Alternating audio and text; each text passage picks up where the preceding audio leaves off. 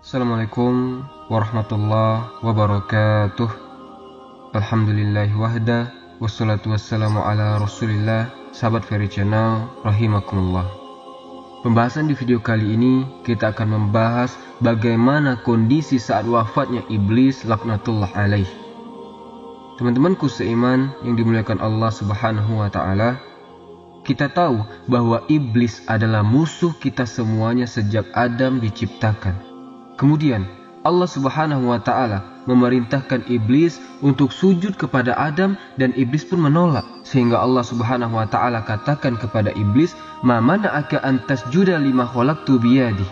Apa yang mencegahmu wahai iblis untuk sujud kepada makhluk yang aku ciptakan dengan tanganku?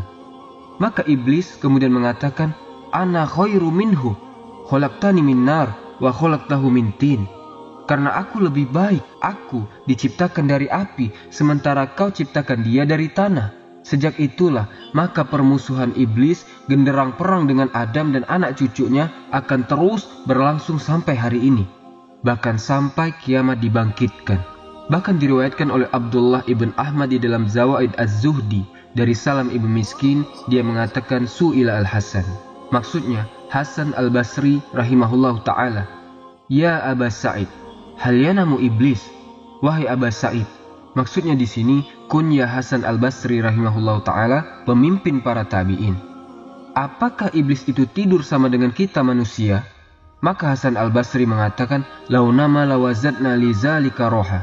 Sekiranya iblis itu tidur, tentu kita akan beristirahat walaupun sejenak. Artinya, menurut Hasan al-Basri rahimahullahu ta'ala, bahwa iblis itu tidak tidur. Di antara dalil yang menunjukkan bahwa iblis itu tidak tidur adalah hadis yang dikeluarkan oleh Imam Ahmad dari Jabir bin Abdullah radhiyallahu an.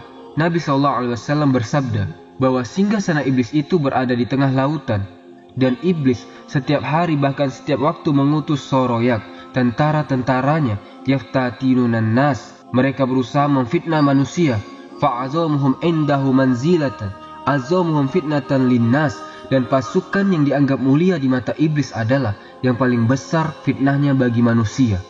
Maka setiap waktu iblis memanggil tentaranya dan mengatakan, "Apa yang sudah kau lakukan kepada manusia?" Maka pasukannya mengatakan, "Fa'altu kaza wa kaza." Aku sudah melakukan ini dan itu. Aku sudah menggoda si fulan sehingga meninggalkan sholat. Aku sudah menggoda si fulan sehingga meninggalkan puasa Ramadan. Aku sudah menggoda si fulan sehingga dia tidak haji, dan begitu seterusnya. Tiba-tiba iblis mengatakan, "Ma sona'ta syai'an." Kau belum melakukan apapun. Tiba-tiba datang satu tentaranya dan mengatakan, "Qad farraqtu baina ar-rajuli wa baina imra'atihi." Dia mengatakan, "Aku sudah membuat antara suami istri bercerai-berai." Maka tiba-tiba iblis pun berdiri, kemudian dia pun mendekati tentaranya dan meletakkan piala di atas kepalanya dan mengatakan, "Ni'ma anta." Sebaik-baik pasukan yang kukirim adalah dirimu. Artinya bahwa iblis tidak tidur. Terus saja dia mengirim pasukan. Makanya menurut pendapat Hasan al-Basri, "Launama lawajadna lizalika roha." Kalau seandainya iblis itu tidur, tentu kami akan mendapatkan istirahat walaupun sesaat.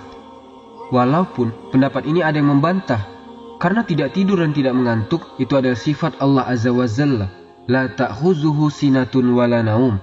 Tetapi ini masalah khilaf di antara para ulama, wallahu a'lam.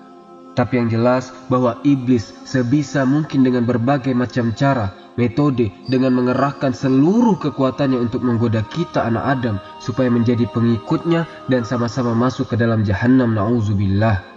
Teman-temanku seiman yang dimuliakan Allah subhanahu wa ta'ala. Tetapi bedanya iblis dengan kita, kalau iblis itu diberikan Allah subhanahu wa ta'ala tangguhan usia. Karena dia sendiri yang meminta kepada Allah azza wa jalla, "Fa'anzirni ila yaumi yub'asun." Tangguhkan diriku sampai pada hari dibangkitkan manusia. Dibangkitkan kiamat ini kepada manusia. Maka Allah subhanahu wa ta'ala mengatakan, "Innaka minal munzorin." Kalau begitu, engkau termasuk orang-orang yang ditangguhkan.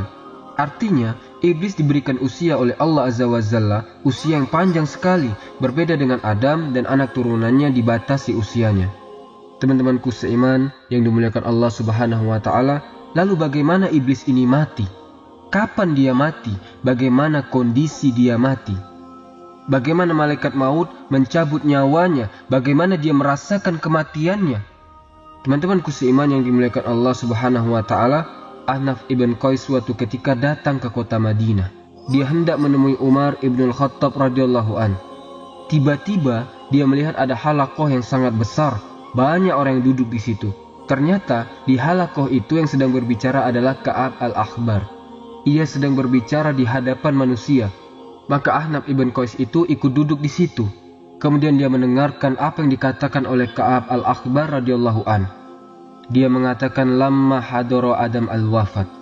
Ketika Nabi Adam alaihi salatu wasallam menjelang wafatnya, dia mengatakan, "Ya Rabb, saya smatu bi aduwi izaro anni mayitan wa huwa munzaru ilal waqtil ma'lum." Ya Rabb, tentu musuhku akan senang, akan bahagia, maksudnya iblis, apabila dia melihat diriku meninggal dunia.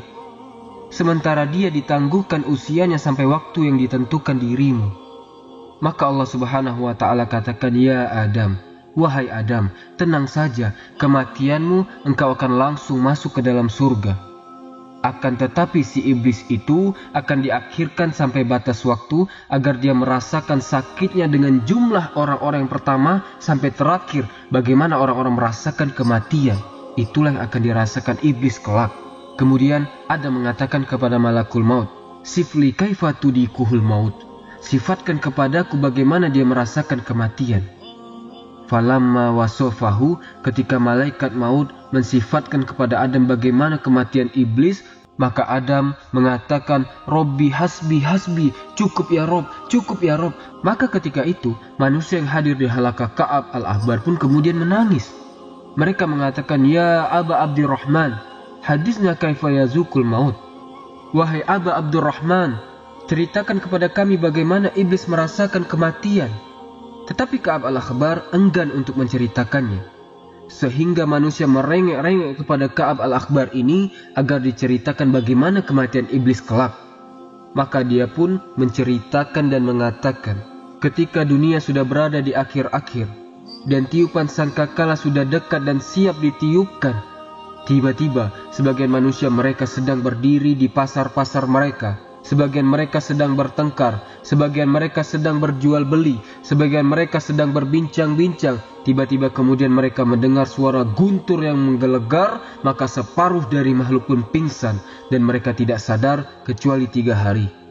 Dan sebagian manusia yang tidak pingsan mereka bingung, mereka linglung, mereka berjalan ke sana kemari, tidak jelas, tidak karuan. Mereka seperti kambing yang sangat ketakutan ketika melihat binatang buas. Maka ketika manusia sedang seperti ini, maka tiba-tiba mereka mendengar suara guntur di antara langit dan bumi, dan tidak ada satupun di permukaan bumi yang hidup kecuali Allah wafatkan semuanya.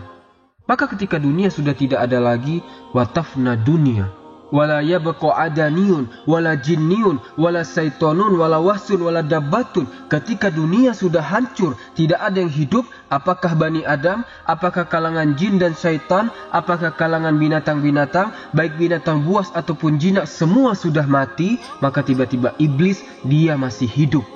Karena dia tidak dicabut nyawanya kecuali sampai waktu yang ditentukan Allah Subhanahu wa ta'ala. Apa yang terjadi dengan iblis? Maka Allah Subhanahu wa ta'ala berfirman kepada malakul maut dan mengatakan, "Wa inni khalaqtu laka bi adadil awwalina wal akhirina awana wa ja'altu fika quwwata ahlis samawati wal ardi wa inni ultisuka yawma aswatal ghadabi was sakhati kulliha fa anzir bi sakhati wal ghadabi ila mal'uni iblis fa'adikul mauta wahmil alaihi minal mauti marorotal awalina wal akhirina minal jinni wal insi ada'afan muda'afa." Maka Allah katakan kepada malaikat maut, "Aku sudah ciptakan dirimu sebanyak orang yang pertama kali diciptakan dan yang terakhir diwafatkan sebagai pembantu-pembantumu. Dan aku jadikan dirimu kekuatan yang melebihi kekuatan penduduk langit dan bumi. Dan aku telah pakaikan kepadamu hari ini pakaian kemurkaan dan kemarahan. Maka turunlah dengan kemurkaanku, kemarahanku, temui si mal'uni iblis itu, biar dia merasakan bagaimana sakitnya kematian. Angkatlah kepadanya, bawalah kepadanya kematian yang sangat menyakitkan, seperti sakitnya orang-orang pertama dan orang-orang terakhir dari kalangan jin dan juga manusia. Saat kematian, lipatkan rasa sakitnya kepadanya." Teman-temanku seiman yang dimuliakan Allah Subhanahu wa ta'ala, Kemudian Allah Subhanahu wa Ta'ala memerintahkan malaikat maut untuk membawa malaikat Zabaniyah dan membawa rantai dari rantai-rantai neraka Lado. Kemudian diperintahkan agar ruhnya iblis dicabut dengan kalalib, besi-besi bengkok sebanyak 70.000 besi bengkok dari neraka Lado. Kemudian Allah Subhanahu wa Ta'ala memerintahkan agar malaikat Malik membuka pintu-pintu neraka. Maka malaikat maut pun kemudian menemui iblis dalam bentuk aslinya di antara langit dan bumi, yang kalau seandainya penduduk bumi semuanya melihat bagaimana ngerinya malakul maut, tentu mereka akan meleleh saking takutnya melihat malakul maut. Maka ketika kemudian malakul maut mendatangi iblis, kemudian membentak iblis dan mengatakan, "Kif ya khabis, berhenti wahai khabis, mau kemana kau pergi?" Maka kemudian iblis pun pura-pura pingsan. Kemudian dibentak lagi oleh malakul maut dan mengatakan, "Kif ya khabis, berhenti wahai khabis, sesungguhnya aku akan mencabut nyawamu dan kau akan merasakan pedihnya kematian." Maka iblis kemudian lari. Ia lari ke arah timur. Ternyata malaikat maut sudah ada di hadapannya. Terus lari ke dalam lautan, kemudian menyelam sedalam-dalamnya. Ternyata di situ pun ada malakul maut. Kemudian lari ke arah manapun, di situ sudah ada malakul maut. Sampai ketika tidak ada lagi tempat untuk lari, maka dia pun sampai di kuburan Nabi Adam alaihissalatu wassalam. Ketika di depan kuburan Nabi Adam, dia mengatakan, "Ya Adam, wahai Adam, sebab dirimulah aku terlaknat. Duhai kiranya aku tidak tercipta sebagai iblis." Dia menyesal. Iblis menyesal pada hari itu. Teman-temanku seiman yang dimuliakan Allah Subhanahu wa Ta'ala, maka iblis pun mengatakan kepada malakul maut sebelum dicabut nyawanya, "Wahai malakul maut, sekiranya kau cabut nyawaku, kira-kira minuman apa yang akan kau berikan kepadaku?" Maka malakul maut pun mengatakan, "Engkau akan meminum dari air neraka Lado, air neraka Sakhar, air neraka Jahim, air neraka yang sangat panas berlipat-lipat." Maka mendengar itu kemudian iblis berguling-guling di tanah. Kemudian dia pun berteriak lagi. Terus dia berusaha lari lagi ke arah timur dan barat, ke arah selatan dan utara. Tetapi tidak ada tempat kecuali dia sampai ke tempat di mana Allah turunkan dia ke bumi.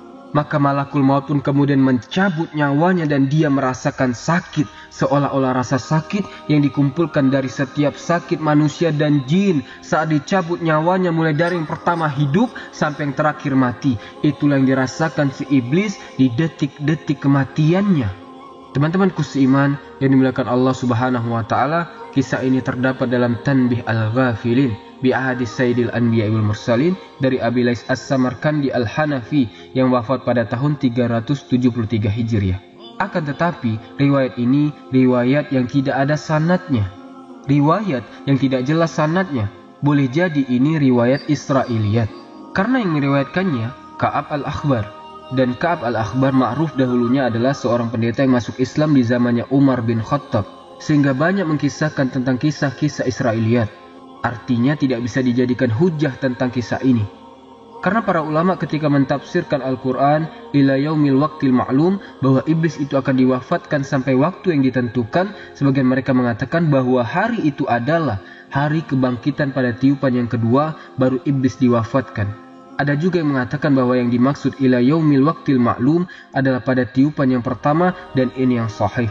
Dan Allah Subhanahu wa Ta'ala serta Nabi SAW tidak menceritakan bagaimana wafatnya, sebagaimana dijelaskan oleh para ahli tafsir, dan diantaranya pendapat jumhur ulama ketika mentafsirkan ila yaumil waqtil ma'lum ay ila nafqatil ula, sampai kepada tiupan sangkakala yang pertama, ketika manusia dibinasakan, jin dibinasakan, malaikat juga dibinasakan, maka iblis juga dibinasakan.